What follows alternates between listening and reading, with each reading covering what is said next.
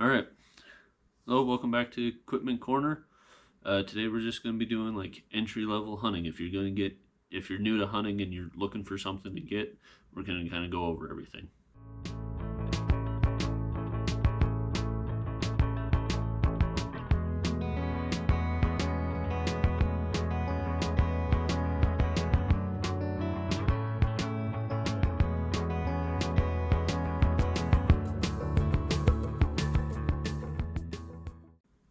All right. So I kind of did a video on this, both of them, both shotguns and rifles. Uh, Granted, it was years ago, and there's a lot of different things that went into it, and it was just kind of a little bit of a mess. Today, I'm going to try and consolidate everything, tell you what you need to know, tell you what you don't, what I think you would need, what I don't think you need, all that sort of thing. Um, and yeah, like the most effective and everything, in my opinion, this is all my opinion. So again, I'm not a professional. I don't do this for a living yet. Hopefully one day I will. But yeah, I'm not a professional. This is just my opinion. This is what I've come to understand and all that. So we're going to get into the video. All right. So, like I said, this is kind of like entry level things. So, like, I mean, if you're watching YouTube, like I do, I watch a lot of hunting and fishing videos. I mean, that's just kind of how I am. You see guys use rifles. I mean, like this. This is, my rifle that I use now. You see rifles like this. You see shotguns like this. They're more high tier shotguns and rifles. Because again, they do that for a living, and I kind of feed into it. I'll be honest, but that's kind of not the point of today's video. The point is the reason I have these things. We'll get into those a little bit later, but the reason I have those things is a little bit different than most people. But like I said, you look on YouTube, you see all these people who have like the very most high-end, nicest gear. Personally, me, I mean, I have some nice stuff. Like I said, my rifle, my shotgun. You just saw my equipment corner on my pack, so that's kind of like, it's $250 pack. That's pretty low tier for a multi-day external frame meat shelf backpack. So like, I mean, I'm on the side that, the cheaper the better for the most part. Like cheap, not cheap, but like inexpensive and like quality, So that's what we're going to get into today. So if you saw my last video, I said, 30-06, the best all-around hunting caliber. In my opinion, all-around means for most cases, it doesn't mean it is the best for, like, if you're in Iowa, where in some parts of Iowa, you're not allowed to use anything but a straight wall cartridge. Or if you're up in Alaska, I said best all-around, meaning in some cases, yes, some cases, no. I mean, my dad shot plenty of animals with 30-06, with 165 grain federal deer thugs. Like, that's his round that he uses for just about everything he's killed. He's harvested a lot of animals with it. So that's the deal. But so today I'm going to get into, like, again, what I grew up using, like what I started out with. I didn't start out with the high end, all that stuff. So again, me personally, I got some more examples today. So this was actually what I started with. This was my first, like when I first got into hunting, I was 12 in the state of Wyoming. You're allowed to hunt big game when you're 12. So this was my first hunting rifle that I got. This is a Savage Axis. It's got a loopholed scope on it. I have no idea what it is. It's just I wouldn't say cheap, but it's on the lower end of the loopholed scopes. So it's, it's a second focal plane. It's not that bad. I didn't have a bipod when I started. It's a 270. It's lightweight. Like I said, I didn't really like it. I'll get into why I got what I got. But yeah, this is completely fine. I mean, go online, you can find like a Savage Axis or a Winchester Model 70 wood stock, and that's going to do just as good. I don't think that you need a 6.5 Creedmoor, because you get in the argument, oh, what about ballistics? Oh, what about this? What about that? It's like, first of all, and this is my opinion again, if you're a new hunter, you shouldn't realistically be taking game outside of 200 yards, over 200 yards. I mean, in my opinion too, and even still today, I don't really like taking animals outside of 100 yards. Like once it starts getting up to 150, 200 yards, I'm like, okay, now I got to be a little bit more careful. So when it comes to dropping everything like that, I don't think you need anything that's going to shoot a mile and a half without any realistic like bullet drop or any like with negligible bullet drop. I mean, this is 270. All my elk I've killed, all the elk I've shot throughout my whole life, my first elk, other than this last one with my bow, was with this rifle. All right. I mean, it's a great rifle. It's 270. It was probably $500. I shot the first couple with the Weaver scope that it came with. All right. You don't need this fancy high dollar stuff to take animals. I mean, I think of Fred Bear, right? The guy who created the bear bows. And his whole thing was, you know, all this new camo and everything. It's not all that necessary because your grandparents or your great grandparents now used to hunt deer in red plaid jackets and jeans, and they would kill monster deer with them. So it's one of those things where I don't think you need the most high dollar thing. I do. I have one, but that's, like I said, I'll get into that here later.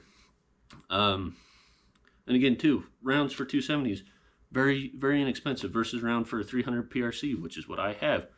Can get pretty pricey. It's $3 a round usually or more. 6.5 Creedmoor is kind of similar. It's like $2 a round, I think. $1.75 to $2, like $1.50 to $2 a round. It's kind of expensive. 270 30-06, not that expensive. Even if you're using some high grade ammunition. I mean, Hornady's high grade, but it's not that. It's not all that, in my opinion. I mean, like I said, my dad's killed countless animals with 165 Deer Thugs. All right, now moving on to shotguns. So if you're first getting into it, for adults versus kids, all right, so 20 gauge is for the kids. And I know people are now saying, oh, 20 gauge versus 12 gauge, XYZ, the 20 gauge performs very similar to 12 gauge. I think that's kind of baloney. That's just my opinion, because if you have a 12 gauge, it's a bigger shell. You got more pattern going out there. You have a higher likelihood of killing it instead of just wounding it. Again, that could just all be, oh, you're a FUD, all that. But I started out with a 20 gauge. I started out with a bolt action 20 gauge. But my first 12 gauge shotgun that I used regularly, that I have no problem using still, like if it wasn't for the shotgun I have now, I would still be using it. Which, I mean, is just an 870 Express. Probably one of the greatest shotguns ever made. This is just a 3.5 inch, or not even 3.5. This is just a 3-inch pump action shotgun. It's seen some stuff. I've killed my only turkey with this shotgun. Like, it's one of those things where you don't need, especially with shotguns, you really don't need to be going any higher than like $1,000, if that. I think this was like $450 when we bought it. Again, I don't think Remington's around. You kind of want to pre-buy out one, which means it'll be used. But Remington 870 is great. Mossberg 500 isn't as good in my opinion, just some of the mechanical stuff in it. But, I mean, Remington 870, what else do you need? Really, that's really it. If it wasn't for what I grew up around and who I am. I mean, my dad still uses it, an 870 he bought almost 50 years ago. And he's killed countless ducks and geese with it. Like, he knows, like, it's not, there's no reason to do any of this. So that's like when you're getting first into hunting, like, you don't need all the high dollar stuff. And again, I started out with Winchester Super X 4-shot steel, was because we primarily duck hunt. Winchester Super X 4-shot steel going 1550 was the speed out of the barrel. That's a great shotgun shell. You don't need all this high expensive stuff. Again, I use Kent's, but that's because of years and years of seeing what works, seeing what doesn't, what works in my new choke and all that. But said Remington 870, I'll get into my shotgun here in a minute, and I'll tell you why I got the one I got. If it wasn't for like the nostalgia, I'd still be using this. All right. So now we're kind of going to get here. So like I said, I kind of feed into the stereotype, oh, you're an influencer, you have all the best stuff. I got an inheritance from it, and what I did with that inheritance is I actually just built out a rifle that I really wanted. This is a Christensen Arms Ridgeline carbon fiber barrel. I put a nice Harris bipod on it, really nice Leupold Mark V HD, first focal plane. Like I kitted this out. It's chambered in 300 PRC. Now, why did I choose 300 PRC? Not necessarily for the ballistics, even though that's a bonus. I chose 300 PRC because it's a huge round. You have, again, people are going to kind of get mad at me for this, but more knockdown power. That is a thing. It's like hydrostatic shock. It's if you shoot through ballistics gel and you see something tumble and create a giant wound cavity, the likelihood of you taking an animal ethically increases. Granted, 270 does great. 30-6 does great. There's a reason why they're still around. There's a reason why people still buy them. But I just bought a 300 PRC because I wanted a 338 Lapua. A buddy of mine talked me down to a 300 PRC. I'm glad he did, because 338 Lapua Magnum is like $5-8 around. This is about $3. I got a video coming up on different factory ammo for 300 PRC, so stay tuned for that. But like I said, I got a 300 PRC, built it out. I had the money for it. I didn't go out and buy this because, that's the thing to get. I got it because after a while I wanted something with a little bit more power than a 270, and I didn't like how my 270 recoiled. I was kind of scared of the recoil. Put a really nice scope on it. Again, you don't need the top of the line stuff to get animals. I mean, like I said, your great grandparents were shooting huge deer and huge elk with lever action 30-30. So it's one of those things. It's nice to have, but it's not one of those things that you need to have. Like the shotgun I use, right, is a Browning A5. Right. If it wasn't for growing up, I grew up watching Duck Commander on the Outdoor Show, on the Outdoor Channel, right? And what they were using at the time, this was before they were sponsored by Benelli, they were using a lot of A5s, a lot of the old Duck Commander videos. A lot of them they were sponsored by Browning, and they were using a lot of A5s, the original A5s. And I kind of grew up around it, watching it, seeing, like, I like the look of it. It looks different than just about any other shotgun out there. It's got the humpback on it. For me, it fits really well. I like it. It's great. It's one of the better shotguns. But if it wasn't for growing up around Duck Commander and seeing the A5 and like the aesthetic of it, I probably wouldn't have bought this. So when I was 19, I saved up the money. I didn't just buy it on a whim. I saved up the money, bought an A5. It's a great shotgun. So if it wasn't for growing up around Duck Commander and watching Duck Commander videos, I'd still be using my 870. And my dad still uses his 870 that he bought 40 years ago. There's nothing wrong with it. You don't need a semi-auto. Pumps work just fine. I use a semi-auto just because of, like, I wouldn't say the memories, but like kind of the nostalgia of it. But it's an A5. Again, I probably wouldn't have bought a semi-auto shotgun if it wasn't for that. I would have just stayed with my pump. So, and that's the other thing too, is we used to shoot Winchester Super X. That's kind of a cheap shotgun shell, like steel shotgun shell for ducks. All right, I shoot Kent's now, but that's because it works really good in my gun. I've learned like the patterns and all that. But that's just from time. It's more expensive shell. I think it does better. I had a really good year one year with it, and I kind of just stuck with it ever since. Now, again, you don't need the most expensive stuff, especially if you're getting into it. Get a cheap gun, get some cheap shells, start learning how to use it, start knowing your limits with it. Again, with 270, 30-06 rifle shotguns, a rifle, you're probably not going to be shooting over 200 yards, if that. I think all of my elk have been under 100 yards. I've shot them all under 100 yards. Shotguns, 12 gauge is the best. Like, people will argue over 20 gauge and 12 gauge. If you're young, 20 gauge would probably be a better fit for you. That's what I started on. But the older you get, you can handle more recoil. 12 gauge is better, in my opinion, because you have more BBs going out there. It's just the way it is. Like, I don't understand the whole new influencer thing. Again, this isn't an attack on anybody. It's just me noticing things. The whole influencer thing, 20 gauge is just as good as 12 gauge. Maybe. But I like having the biggest spread I can get, and the biggest spread you can get is with the 10 gauge, but that's also kind of unrealistic. The happy medium, in my opinion, is 12 gauge. There's no reason you shouldn't get something else for hunting.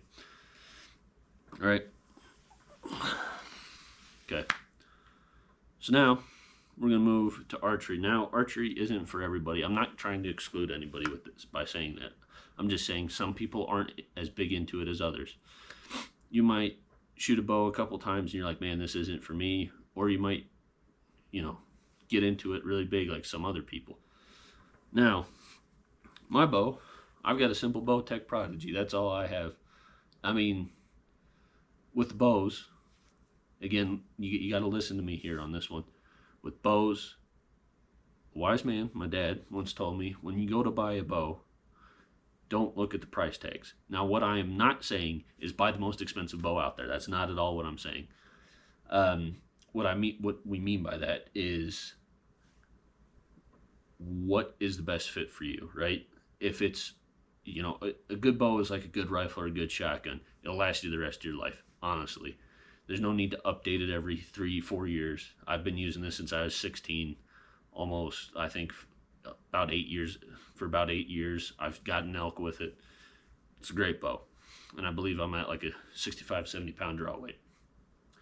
So the whole thing with the bows is I was down in Utah for Western Hunting Expo. I shot a lot of different bows. I shot Bowtex, I shot Matthews, I think I shot a Prime, I shot some Hoyts, and they were all, I mean, in my opinion, Bowtech did the best. But again, I'm just a Bowtech guy. Some people might be Hoyt guys, some might be Matthews, Prime, all that. So what I'm getting at though is you don't need to go out and buy like the new hotness when it comes to it. I mean, if you look at my bow's set up pretty simply. I don't have stabilizers. I just, when I started shooting this bow, I didn't use one. I don't need one, I don't think. I mean, heck, I shot that elk, so it's not that big of a deal. I mean, I've got a pretty cheap quiver for it. I've got a Rush 4-pin sight. Works really well. Said I shot my elk with it. It's 4 pins. The bottom pin needs to be fixed on it, but I don't use that pin. You don't need the slide sights that you can shoot out to 100 yards with when you're first starting out, and arguably ever, unless you're doing some extreme stuff like going antelope hunting. I can see the use there. But the other thing too is the new hotness as well is 90 pound draw weight bows. Realistically, a very, very small percentage of the population can draw back a 90 pound draw weight bow. Doesn't sound like a lot, it is a lot. Like I said, mine's around 65, 70 pounds. Somewhere in there, I don't know. Again, I'm like a casual archery guy. I love to archery elk hunt, but that's about it. And in most states, the minimum requirement for your bow to be, like, the minimum poundage requirement for your bow is like, I believe 55 pounds, right? Like I said, I killed mine, I think I had a 65 or 70 pound draw weight. It works. I mean, you don't need the 90 pound draw weight bow. You don't need the most expensive bow. But if that's the one that works for you, then maybe you should get that. Again, this is kind of more advanced because it is archery. Archery is a little bit different than rifle hunting and, shotguns and stuff and waterfowl. But like I said, my bow works really well. I've dropped it. There's dings on it. I haven't dropped it, but I haven't fallen on it either, but I've fallen in scree fields. Did some stuff with it. It's got some dings and some scratches in it, but at the end of the day, again, it's just like rifles or shotguns. I believe simplicity is better if you want to, and you get really good with it, or if that's going to be your thing as archery, maybe go for something a little bit more expensive like I did with my rifle and my shotgun. But to first start off, I don't see the point in spending tens of thousands of dollars on a rifle, a couple $1,000s on a shotgun, maybe a bow. Like I said, maybe a bow after you put everything on there, it could get expensive. But it's one of those things where I see anyway, when I'm watching videos, is all these guys that have the latest technology on everything. And that's not realistic for a lot of us, right? Because that's how they make their money, is through YouTube and hunting and things like that. And they can write all that off. For me, I'm not at that point yet. And even if I was, I probably would not be buying a bow every year. This bow specifically is going to hold a special place in my heart because it's the first thing I ever shot with my bow was that elk. And I'm probably not going to change this for another 10, 20 years. I don't see the point in it. Archery technology does advance really quickly, but it's just, I don't think it's all that. But hopefully this wasn't too much of a word salad video. Hopefully you got something out of it. Again, if you want to get into hunting, especially rifle, like if you want to get into waterfowl hunting or upland game, bird hunting, or simple big game hunting, I hope this was helpful. Like I said, start cheap. That way you're not you're not worried about it, right? Like I've used this shotgun and I've used my other one too, but I've used this shotgun. I got stuck in the mud once, had to put it into the water, through the mud, push myself up out of the mud with it. If it's a little bit cheaper, you're not going to be too worried about messing it up because, hey, it was only $500. It wasn't, a $2,000, $3,000 shotgun. Same with the rifle. You can drop it a little bit. I've dropped this 1 or 2 times. You're not too worried about it. It's going to be, oh, you know, all right, let's go home, check 0. All right, it's good. Let's go hunting with it again. You know, it's just one of those things where I think less is more when it comes to just starting out. Granted, like I said, I got into it. I have a nice rifle, a nice shotgun, but that's after years of saving and years of doing it. So if you want to get into it, hopefully this video was helpful. And I'll catch you in the next one.